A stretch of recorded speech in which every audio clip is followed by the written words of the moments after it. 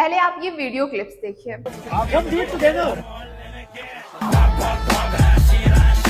ऐसे लेके ऐसे जब से देश के नए शिक्षा मंत्री के रूप में प्रहलाद जोशी के नाम की घोषणा हुई है, तब से लेकर अब तक इंटरनेट पर एक अलग ही संग्राम छिड़ा हुआ है। सोशल मीडिया का पारा चढ़ा हुआ है। कहीं मीम्स की बाढ़ आई है, तो कहीं उनके 2023 के वो पुराने चुनावी वीडियो क्लिप्स फिर से शेयर किए जा रहे हैं, जिन पर कभी विवाद हुआ था।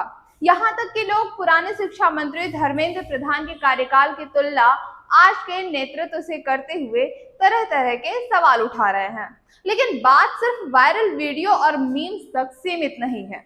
विपक्ष का आरोप है कि नीट जैसे संवेदनशील परीक्षाओं के लीक विवाद और करोड़ों छात्रों के भविष्य के बीच शिक्षा जैसे बेहद अहम विभाग को अतिरिक्त प्रभार पर छोड़ देना सरकार की गंभीरता पर सवाल खड़े करता है। लेकिन आज हम सिर्फ सोशल मीडिया के इस हो हल्ला तक सीमित नहीं रहेंगे, बल्कि उस व्यवस्था पर बात करेंगे जिस पर इसका सीधा असर पड़ता है। किसी मंत्री को शिक्षा जैसा भारी भरकम विभाग पार्ट टाइम या अतिरिक्त प्रभार में दिया जाता है, तो प्रशासनिक फैसलों की गति पर क्या असर पड़ता है? दूसरा सवाल, क्या इसे प्रशासनिक व्यवस्था की मजबूरी कहा जाए या सरकार की ढिलाई?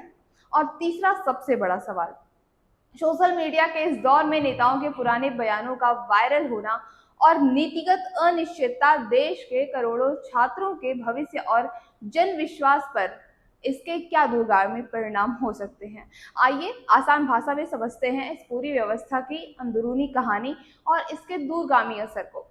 किसी भी लोकतांत्रिक सरकार में जब किसी मंत्री को एक से अधिक बड़े मंत्रालय की जिम्मेदारी दी जाती है, तो इसे प्रशासनिक शब्दावली में अतिरिक्त प्रभार या स्टॉप गैप अरेंजमेंट कहा जाता है। इतिहास गवाह है कि कई बार आपात स्थिति या राजनीतिक पुनर्गठन के दौरान ऐसा किया जाता रहा है। प्रहलाद जोशी एक अनुभवी नेता है। उन्होंने कोयला, खान और संसदीय कार्य जैसे भारी भरकम विभागों का सफल संचालन किया है। लेकिन जब मामला शिक्षा मंत्रालय जैसा हो, तो चुनौतियां अलग होती हैं। शिक्षा मंत्रालय सिर्फ एक प्रशासनिक दफ्तर नहीं है, यह नीट जैसी परीक्षाओं के पारदर्शी संचालन, राष्ट्रीय शिक्षा नीति के जमीनी कार्यान्वयन, यूजीसी, सीबीएसई और देश भर के केंद्रीय विश्वविद्यालयों की निगरानी का केंद्र है।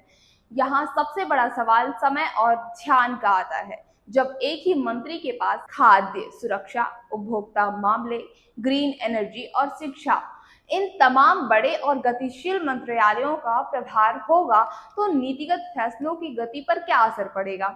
विशेषज्ञों का मानना है कि जब किसी विभाग को अतिरिक्त प्रभार में रखा जाता है, तो प्रशासनिक अमला अक्सर बड़े नीतिगत बदलाव करने से हिचकिचाता है।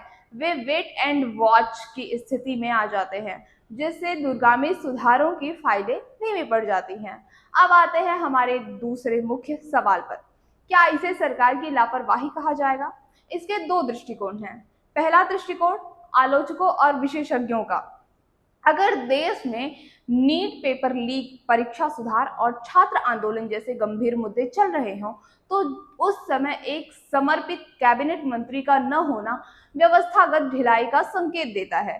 छात्रों और अभिभावकों का मानना है कि शिक्षा जैसे विभाग को 24 घंटे काम करने वाले एक स्वतंत्र नेतृत्व की आवश्यकता होती है, जो पूरी तरह से केवल छात्रों के मुद्दों के लिए जवाबदेह हो।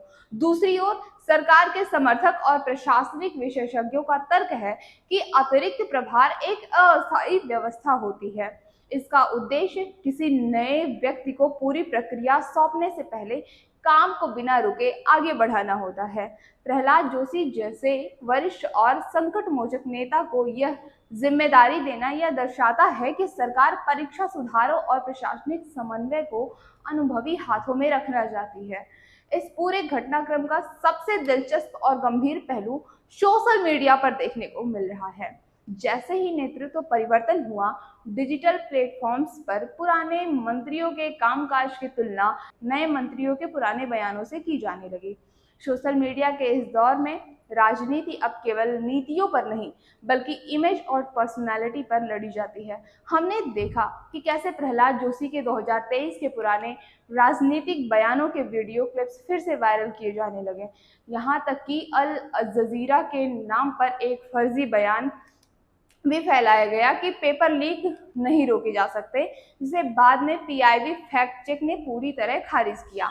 यह स्थिति दिखाती है कि जब कोई व्यवस्था किसी विवाद या परिवर्तन के दौर से गुजरती है तो सूचना के इस युग में गलत जानकारी और पुराने संदर्भ जन विश्वास को और अधिक नुकसान पहुंचाते हैं।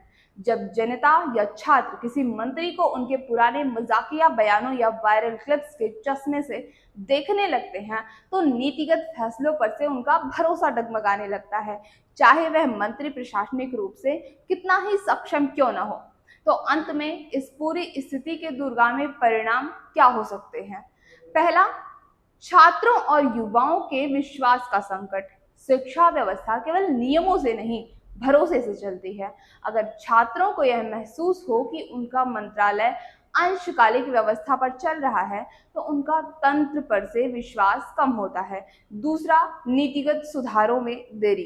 राष्ट्रीय शिक्षा नीति NEP 2020 अपने सबसे महत्वपूर्ण चरण में है।